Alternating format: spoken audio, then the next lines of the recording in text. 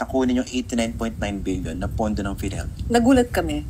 Ang masyadong brazen. Ano ang brazen sa Tagalog? Masyadong garapal. At parang walang pakialam. Medyo, siguro akala nila walang makakapansin. Napansin namin.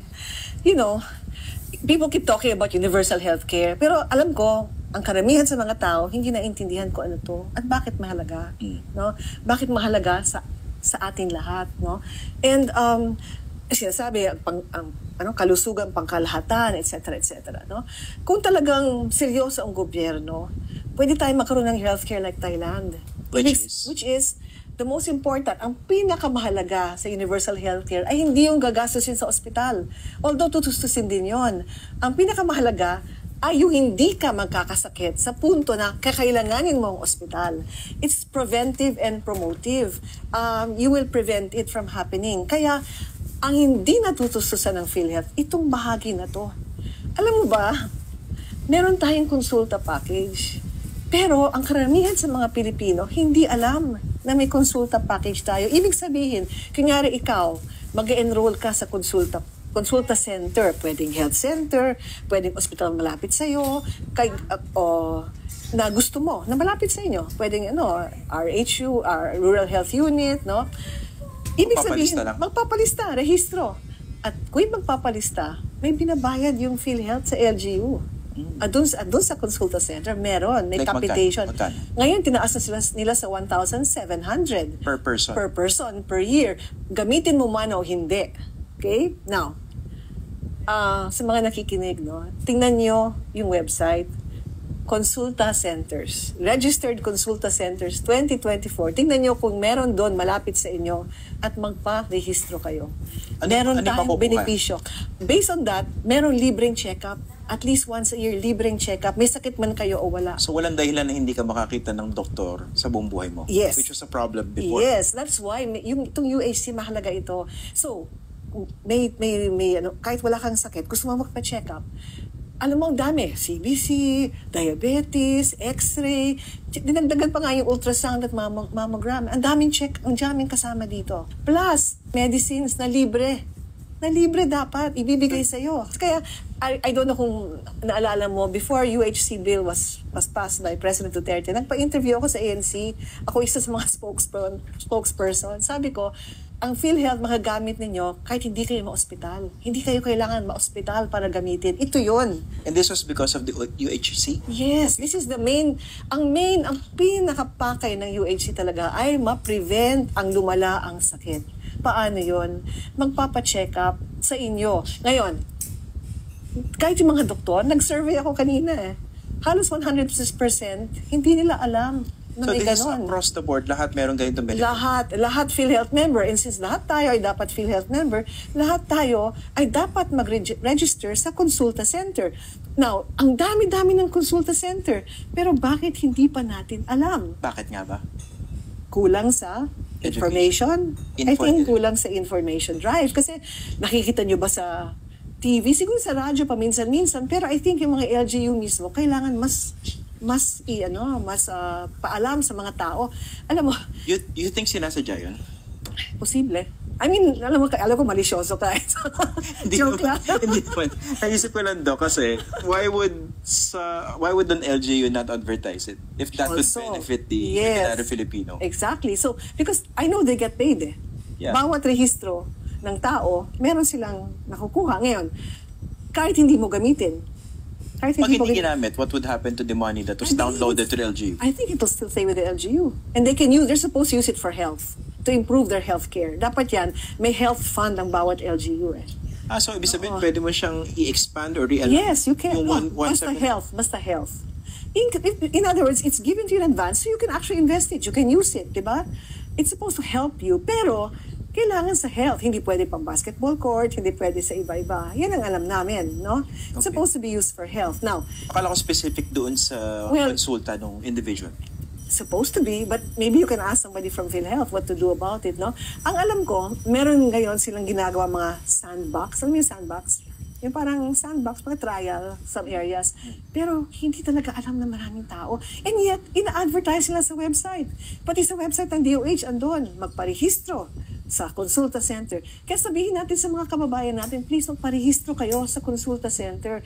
Pinakamalapit, how do you register? Either pumunta kayo sa barangay, sa LGU ninyo, o pumunta kayo sa pinakamalapit na PhilHealth office. Sabihin lang ninyo, gusto ko mag-register sa consulta center. Tapos tatanungin kayo, ano ang center na gusto nyo? Pwede yung pinakamalapit sa inyong LGU, pwede yung pinakamalapit na hospital. Mga tertiary hospitals, meron din consulta center. So, ako naka-register sa St. Luke's. Bakit kailangan magpa-register nga pala kung registered na kayo sa PhilHealth?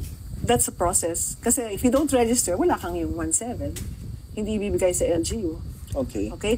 And I think, the best person to answer that would be PhilHealth. Nakakainis kasi madalas, di ba, mga humihingi ng tulong sa'yo. Sa congressman. Congressman, yun, ayuda mentality.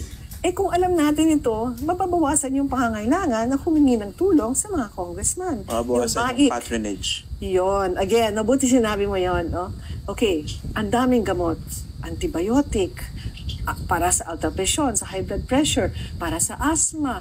Ang dami-daming gamot kasama. Andito sa listahan ko, pwede mong i-download. In fairness to PhilHealth, dinamihan nila yung... Nag-expand sila ng medicines. And this is just this year. And pati mga testing, noon CBC lang, urinalysis, chest x-ray, diabetes, FBS. Ngayon kasama na yung ultrasound of the abdomen and mammography. Kasama. So, pwede yung i-avail ito ng libre. Hindi alam ng mga kababayan natin. Ito ang dahilan kung bakit napakahalaga nitong pera ng PhilHealth. Kasi kung hindi natin aalagaan ng pera, hindi mangyayari ito. Kasi kulang na kulang ang ginagastos. Every year, last year, dapat 500 plus billion ang ginastos ng PhilHealth. Hindi sapat. No, and they're saying may excess. Mali. Yung nabanggit mo yung patronage, ito yung aming talagang kinaiinisan Because yung Universal Healthcare, yung UHC Act, nung ginawa yon ay para ang kalusugan ay hindi na patronage. Yung patronage, yung kailangan, ito ako congressman, dahil sa akin meron kang gamot, dahil sa akin na x-ray ka. Hindi dapat ganon. Kasi sinasabi ng lahat, again, minamouth, ito kasulat, ang kalusugan ay karapatan, hindi pribilehyo. It's not a privilege, it is a right.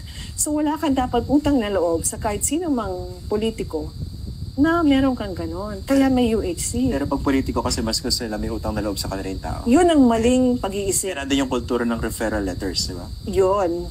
Sana mabawasan na yun. If yung UHC ay talagang magawa, ma-implement the way it was envisioned, no? The way nakalagay sa IRR, sa Implementing Rules and Regulations, andun Kung masundan lang yon, malaki ang mababawas sa mga nagmamalimos, nagmamakaawa sa mga politiko para lang matignan sila. Doc, explain natin specifically. I know you cannot talk about the case itself dahil nasa Supreme Court. Yes. I don't want you to get into trouble. No, I don't want to get into trouble. Pero pag-usapan natin yung ano ba epekto ng pag-transfer na 89.9 billion pesos away from PhilHealth papunta rin sa National Treasury. Ano epekto rin sa PhilHealth members? Kasi ang kine-claim ng DOF, hindi nyo kasi ginagamit, hindi kayo dahil you're not from PhilHealth, hindi ginagamit ng PhilHealth, so dadali na lang namin sa mga social services din. Kami na bahala. Hindi, mali. Ano epekto nung ganitong move dun sa ordinaryong PhilHealth member? Masama ang epekto. Because first of all, parang pinagsasamantalahan yung pagkawalang alam ng mga miyembro. Kasi ang karamihan talaga, hindi nila alam ano ba talagang karapatan nila. What are their rights under PhilHealth? Anong mga benepisyo ang talagang dapat ma-expect nila, asahan nila, kulang na kulang. Now, sasabihin mo, kasalanan ng PhilHealth, hindi nyo ginagamit.